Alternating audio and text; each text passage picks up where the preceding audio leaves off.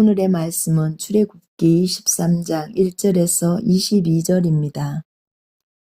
여호와께서 모세에게 일러 이르시되 이스라엘 자손 중에서 사람이나 짐승을 막론하고 태에서 처음 난 모든 것은 다 거룩히 구별하여 내게 돌리라.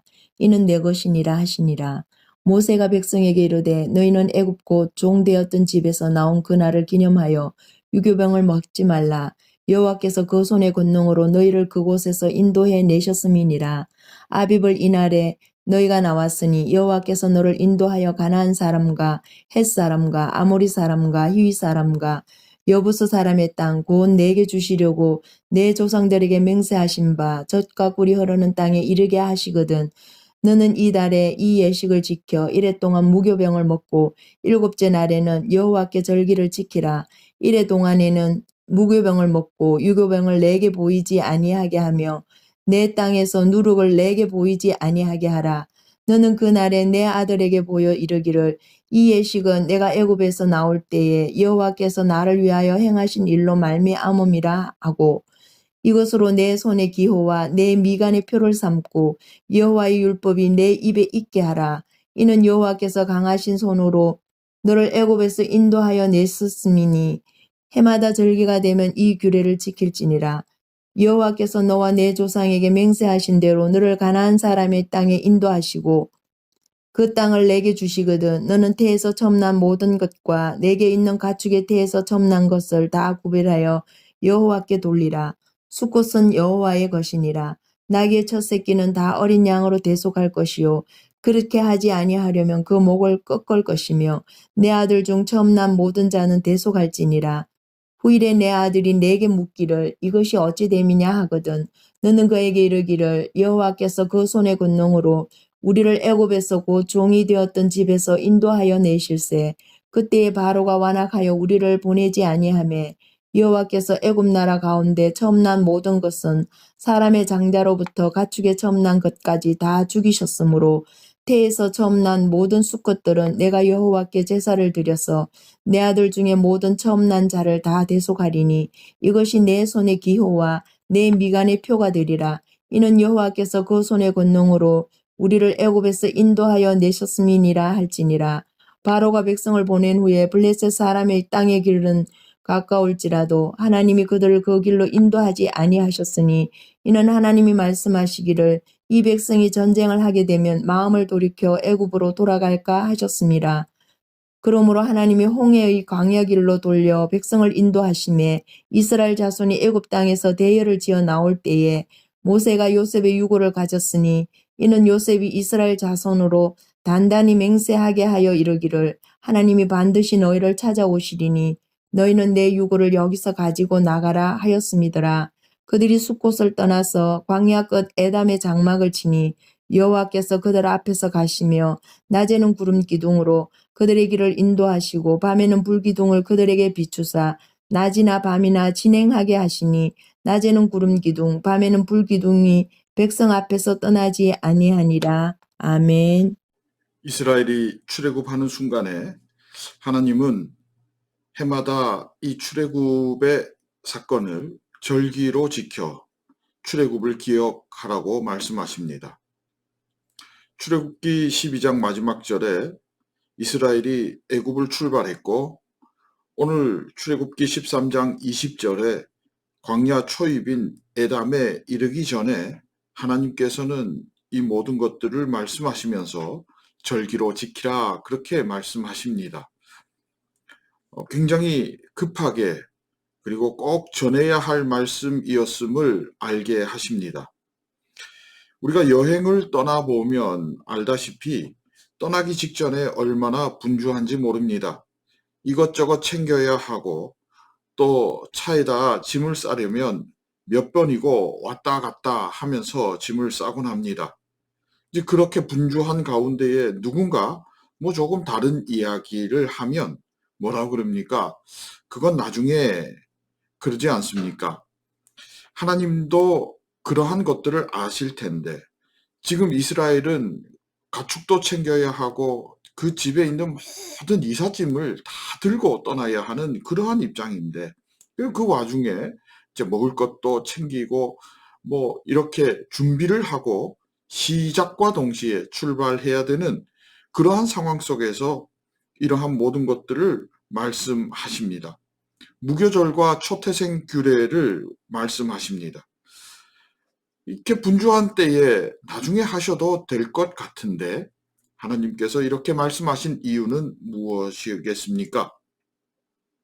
하나님께서 이 모든 것들을 꼭 기억해야 한다고, 꼭 이것만큼은 기억해야 한다고 말씀하고자 하시는 그 의도가 여기에 있는 것입니다. 그러면 무엇을 기억하고 무엇을 잊지 말아야 하는지 하나님께서 말씀하신 내용을 좀 살펴보겠습니다. 하나님께서 이 모든 일을 하셨다 하는 것을 기억해야 한다는 것입니다. 여러분, 하나님의 역사임을 알면 고난이 올 때에 오히려 하나님을 붙들게 되는데, 근데 이 하나님의 역사이라는 이 사실이 흔들려 버리면, 어떤 문제가 발생하거나 고난을 받게 되면 하나님이 아닌 다른 그 어떤 것을 찾으려 하고 그것을 붙들어 보려고 하면서 믿음이 흔들려 버리는 겁니다. 이것은 여러분 우연이라고 하는 단어로 생각해 보면 쉽게 답을 찾을 수 있습니다. 그리스도인들도 참 우연이라는 말을 많이 씁니다. 그리고 세상 사람들도 우연이라는 말을 씁니다. 어떤 때 씁니까? 알 수 없는 그 어떤 힘이 있는 것 같은데 그것을 특정할 수는 없고, 그리고 그 힘에 의해서 무언가가 타이밍이 기가 막히게 맞아 들어갈 때, 사람의 계획이나 생각으로는 도저히 이루어질 수 없는 그 순간에 사람들은 우연이라고 이렇게 말합니다. 하나님을 모르는 세상 사람들은 그럴 수 있습니다. 그러나 하나님을 아는, 하나님을 믿는 우리는 그럴 수 없다는 것을 꼭 말씀드리고 싶습니다. 여러분, 온 우주를 지으시고 그 우주를 섭리하시고 인도에 가시는 분 하나님이신 줄로 믿습니다. 그분의 일하심은 빈틈이 없고 실수 없으신 줄로 믿습니다. 그러면서 하나님의 그 섭리와 인도하심과 역사하심은 믿는 자나 믿지 않는 자나 모두에게 동일하게 적용된다는 것을 우리가 알고 믿을 때에, 여러분, 그 섭리 아래서 믿는 자들은 그 기가 막힌 타이밍이 하나님의 섭리라는 것을 알고 고백하는 사람들이요, 믿지 아니하는 자들은 그것을 알지 못하기 때문에 우연이라고 말하는 것입니다.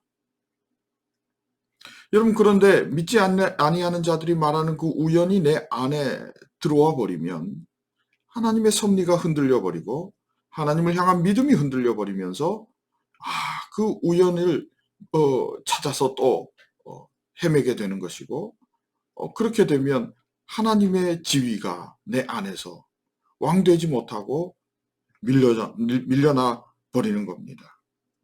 그러니 여러분, 하나님께서는 이 절기를 지켜서 하나님께서 이 일을 하셨다 하는 것을 꼭 기억하라 간곡하게 말씀하고 계시는 겁니다. 두 번째는, 하나님은 이스라엘을 사랑하셔서 출애굽하신 것이요, 그것은 그 당대를 넘어 그들의 후손을 위함임을 하나님께서는 말씀하시기 위하여 절기를 지키라 하시는 겁니다. 여러분, 출애굽하는 그 당대만 출애굽의 의미가 국한될 것 같으면 절기가 무엇이 필요하겠습니까?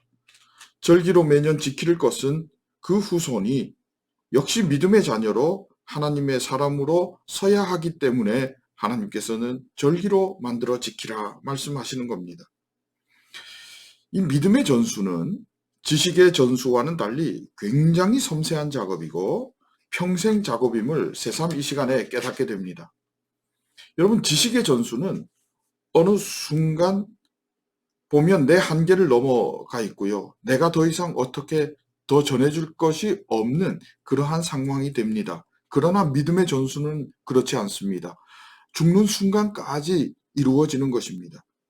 여러분, 교회에서 내가 직분 행하는 모습, 예배드리는 모습, 내가 하는 말 한마디 한마디, 가정에서, 교회에서, 그리고 직장에서요, 그리고 내 삶의 태도에서 우리 자녀들이 그리고 그 후손들이 내가 예수 믿어야 되겠다 하든지 아니면 저럴 거면 나는 다음에 믿어야 되겠다.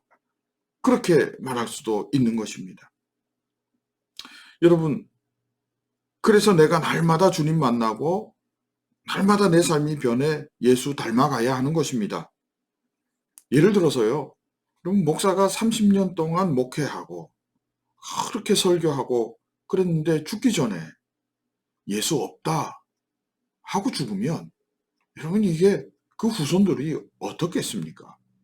한마디로 멘붕 아니겠습니까?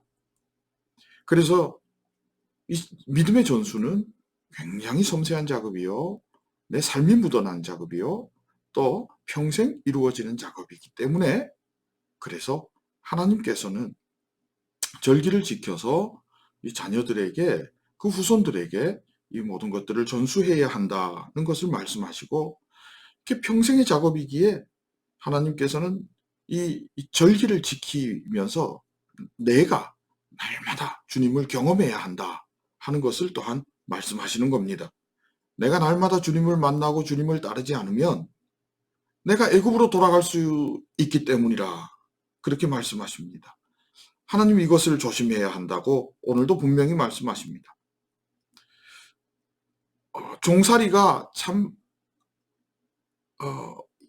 어려운 것인데 어설프게 믿으면 문제 앞에서 그저 애굽의 종살이의 편안함을 찾게 되는 것이 사람이라고 하는 것입니다. 날마다 주님을 만나고 주님을 향한 결단이 있어야 고난 앞에서도 애굽으로 돌아갈 생각 안 한다는 것입니다. 여러분, 그래서 짧게 고난을 묵상해 봅니다. 인생에 있어서 고난은 피할 수 없는 것임을 발견합니다. 또 그 고난은 무조건 이겨야 할 것임도 발견하게 됩니다. 또 한 가지는 그 고난은 내 힘으로 절대 이길 수 없다는 것도 발견하게 됩니다. 여러분, 고난이 있고 피해야 하고 그러나 내 힘으로는 이길 수 없는 상황이라면 이길 수 있는 유일한 길은 하나님께 붙어 있어야 한다는 것입니다. 그러기에 그 방법으로 오늘 9절과 10절입니다. 이것으로 내 손에 기호와 내 미간의 표를 삼고 여호와의 율법이 내 입에 있게 하라. 첫 번째 여호와의 율법이 내 입에 있게 하는 것입니다. 그리고 이는 여호와께서 강하신 손으로 너를 애굽에서 인도하여 내셨음이니 해마다 절기가 되면 이 규례를 지키라. 이것을 몸소 체험하면서 지키는 것이 하나님께 붙어 있는 것이다. 즉 날마다 주님을 경험하고 날마다 주님을 만나고 날마다 주님을 향한 결단이 있어야 한다. 그래야 내 믿음이 흔들리지 않고 내 믿음이 또한 후손에게까지 이렇게 전수된다 하는 것을 오늘 하나님께서는 꼭 기억하기 원하셔서 이렇게 급하게 분주한 가운데 말씀해 주셨다 하는 것을 우리로 하여금 읽게 하십니다. 정리합니다.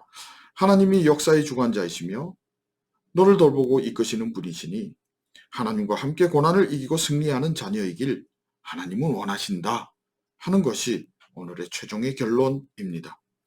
우리 하나님과 승리하여서 고난 가운데서도 주님 붙들고 꼭 승리하고 영광의 그날 맞이하는 성도 될 수 있기를 진심으로 소망하고 축복합니다. 함께 기도하겠습니다. 하나님, 아버지께서 역사의 주관자시며 늘 언제나 좋은 곳으로 이끄시며 풍성하게 하심을 나는 믿습니다. 그 하나님과 동행하며 승리하는 주의 자녀이길 원하오니 하나님 오늘도 인도하시고 은혜 베풀어 주옵소서. 예수님의 이름으로 기도합니다. 아멘.